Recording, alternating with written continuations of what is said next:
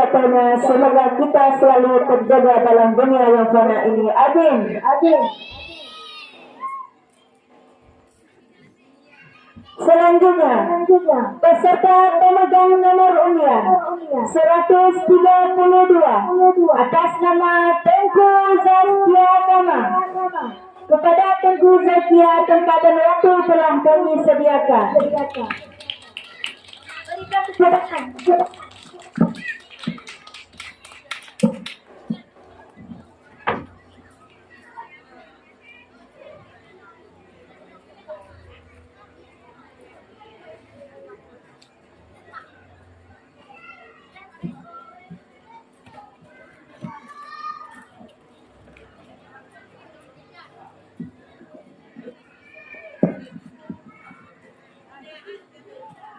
Dengan mengucapkan Bismillahirrahmanirrahim. Assalamualaikum warahmatullahi wabarakatuh.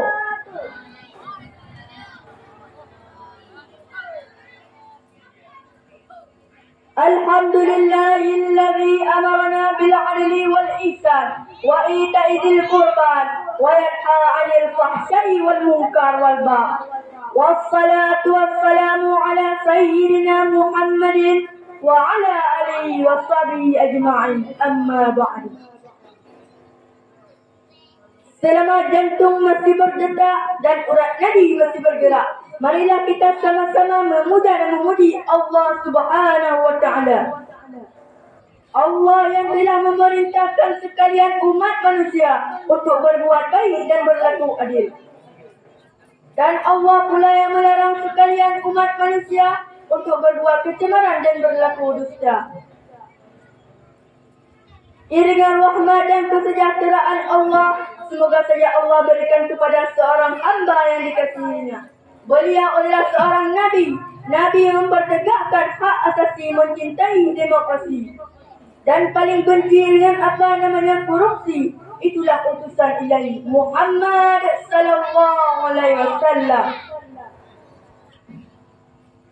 Kami tidak lupa mengaturkan kata-kata keikraman kami yang kami muliakan guru-guru yang telah mengajari kami tanpa meminta imbalan apapun, yang hanya mengharapkan keridaan Allah Subhanahu wa Ta'ala. Yang mulia Dewan Hakim yang sedang menilai gerak-gerik kami. Dan terima kasih kepada saudari protokol yang telah memanggil nama baik kami. Tak lain dan tak bukan hanya untuk mengupaskan satu mata syarahan yang bertema strategi kaum Yahudi untuk menghancurkan Islam.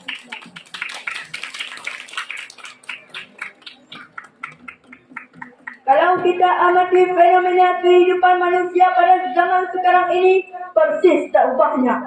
Laksana jarum jam yang berputar dan terus berputar tidak henti-hentinya kecuali kalau sudah habis baterainya. Nah, itulah suatu gambaran di dalam kehidupan manusia sehari-hari. Bagaikan mengarungi lautan yang tidak bersembing dari kesibukan yang satu berpindah ke kesibukan yang lain. Begitulah seterusnya dan seterusnya. Habislah sampai akhirnya, habislah masa kontrak hidup manusia. Itu adalah mati. Sehingga dari itu timbullah bermacam-macam kecuan dan saingan. Bagi yang hidup yang tidak berpijak dengan iman atau yang beriman tapi imannya rapuh, maka akan mudah terseret oleh ombak yang tidak mengenal kompromi. Terjadilah persaingan yang tidak sehat, kepengecutan upat dan caci gila dan sejuta macam watak serigala ada banyak warna yang sikap manusia itu sendiri. Maka beranjak situlah hingga tergerak hati kami untuk membuat satu syarahan yang bertajuk Strategi Kaum Yahudi untuk Menghancurkan Islam. Kaum Muslimin rahimakumullah. Boleh atau tidaknya kita sekarang ini sudah memasuki zaman globalisasi, di mana zaman itu lebih berat ketimbang kehidupan kita sebelumnya. Dan tensi ekonomi semakin tinggi, sulitnya mencari lowongan kerja. Akibat pesatnya arus komunikasi, pengangguran merajalela, persaingan hidup yang semakin ketat, pergaulan anak manusia semakin menjadi dan tak terbatasi. Sulit rasanya untuk diarahkan ke jalan agama. Saudara-saudara, dikala kita menyadari akan hal ini, umat Islam sekarang ini rasanya sulit untuk maju ke depan akibat diombang-ambing dan diotak-atik oleh mereka yang anti kepada Islam.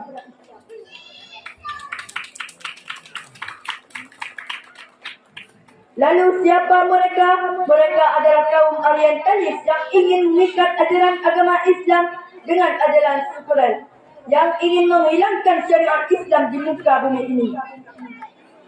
Mereka ingin kita yang Islam mengikuti kemauan mereka, sebagaimana firman Allah dalam Al-Quran surah Al-Baqarah ayat 120 yang berbunyi, A'udzu billahi minasy syaithanir rajim. Bismillahirrahmanirrahim. Walan tarda ankal yahudu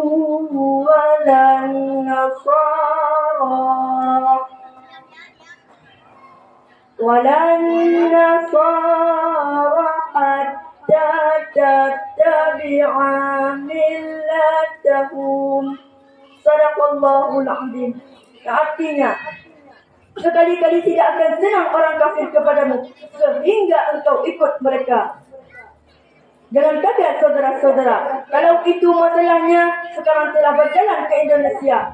Sebagai bukti nyata, para komplotan Kristenisasi telah berhasil mencetuskan surat rahasia yang tergabung dalam wadah JSIS dan Sinar Garuda Timur.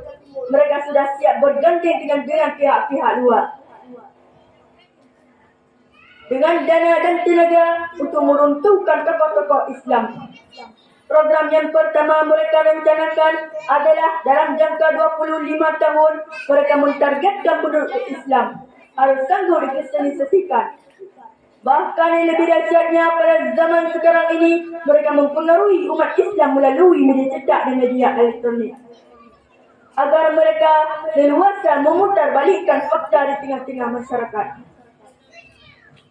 Nampak jelas saudara-saudara, mereka sekarang ini sudah mampu betul mencetak suatu alat yang sungguh luar biasa dan sungguh sangat ampuh, yang sering mereka sebutkan dengan remote control.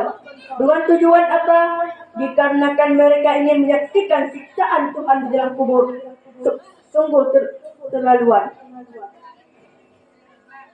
Tayangan-tayangan inilah yang sedang bereaksi di kalangan masyarakat saat ini. Coba bayangkan saudara-saudara, kalau hal dan ihwal ini jatuh ke tangan generasi muda yang tak diasari dengan iman dan takwa. Dan tensi ekonomi semakin tinggi, sulitnya mencari lowongan kerja. Akibat pesatnya arus komunikasi, pengangguran merajalela, persaingan hidup yang semakin ketat, pergaulan anak manusia semakin menjadi dan tak terbatasi.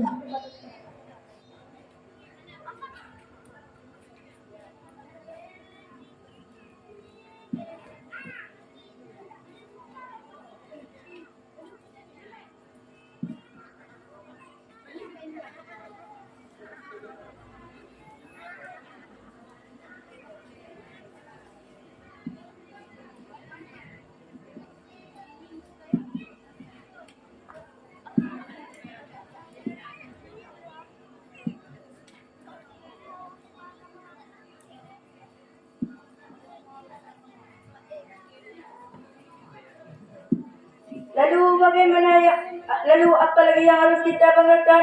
Itulah konsep mereka dalam menyerang umat Islam. Lalu bagaimana dengan kita sekarang ini? Apakah cuma duduk tenang, berpangku tangan dan menumpang dagu di dalam menghadapi fakta yang ada? Tentu saja tidak, saudara-saudara. Kita harus menjaga agama Islam agar selalu sempurna di permukaan bumi ini. Islam tidak boleh hancur. Islam tidak boleh terombang-ambing hingga terhempas ke tepi pantai. Islam punya landasan, Islam punya filter, sebagaimana disabdakan Rasul. Taraknu fikum amral nima in tamassaltum bihuma